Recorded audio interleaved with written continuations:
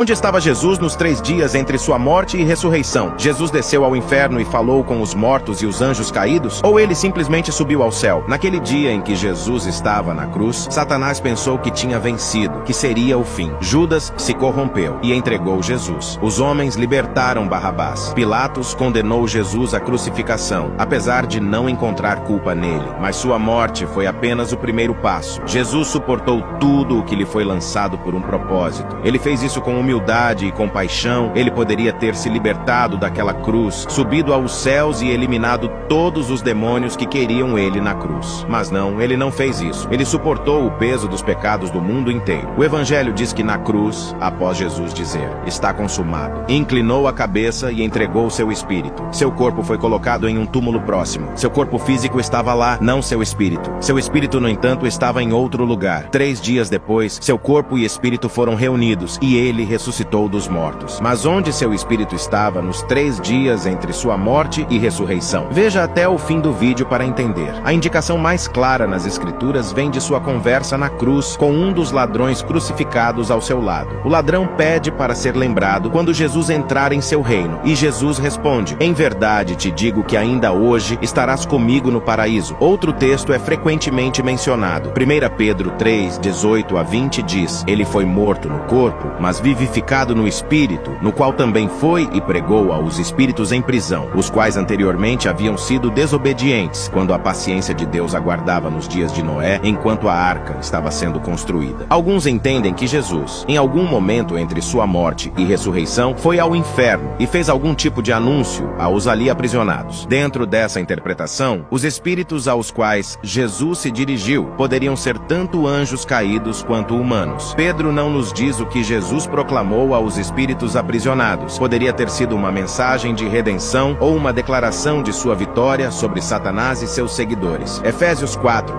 de 8 a 10, é outro texto usado nessa discussão. Citando o Salmo 68, versículo 18, Paulo fala sobre Cristo. Quando ele subiu às alturas, levou muitos cativos. Alguns dizem que Jesus reuniu todos os redimidos e os levou para sua morada permanente no céu. Ou seja, Jesus trouxe todos os outros que anteriormente haviam sido justificados pela fé e os conduziu da morada dos mortos para seu novo lar espiritual. Tudo isso nos mostra que o que exatamente Cristo fez nos 3 dias entre sua morte e ressurreição é um mistério da nossa fé. A única coisa que sabemos com certeza é que, de acordo com as próprias palavras de Jesus na cruz, ele foi para o paraíso, mas não se sabe se de lá ele desceu ao inferno para pregar para os aprisionados. Podemos dizer também com certeza que, tendo concluído sua obra de redenção, Jesus está no céu, à direita de Deus Pai Todo-Poderoso. E é nessa confiança em Deus que nós cristãos vivemos nossos dias. Devemos cada vez mais estar íntimos com Deus, para que alcancemos no fim da nossa vida terrena a salvação eterna. Por isso cabe a você agradecer a Jesus por tamanha bondade, pois ele poderia ter simplesmente saído daquela cruz e se libertado daquele sofrimento, mas não, ele preferiu dar a vida por você, para que você tenha a chance de se redimir. Portanto, você assistiu esse vídeo não foi à toa. Jesus te chama para que se arrependa dos seus pecados e alcance sua salvação. Se você agradece a Jesus por tanta bondade contigo, não tenha vergonha de comentar: "Obrigado, Jesus." Compartilhe esse vídeo para levar a palavra para mais pessoas. Isso é uma forma de evangelização. Deus te abençoe e que a paz esteja contigo.